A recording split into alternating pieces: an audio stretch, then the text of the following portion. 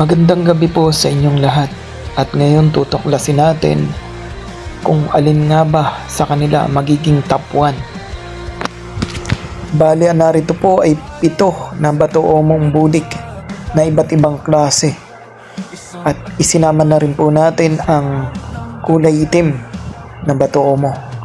Narito ang una sa ating listahan, ang top 7, ang madilaw na omong bulik.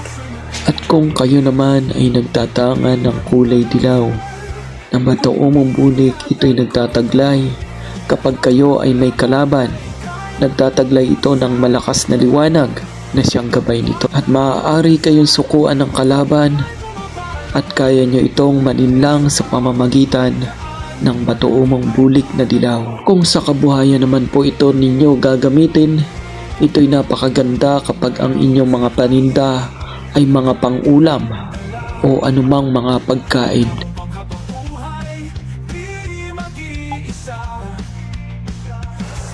Isunod naman po natin ang ating top 6.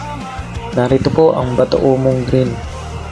At makikita nyo naman na talagang napakalinaw sa ating mga mata ang bato-omong green na to. At napakatingkad ng kulay. Ang number 1 naman na abilidad po nito ay kaya niyang saluhin ang anumang kulam sa inyo o anumang barang o sumpa. Kapag po nangyayari yon ay nagkakaroon siya ng palatandaan. Nagkakaroon po siya ng crack.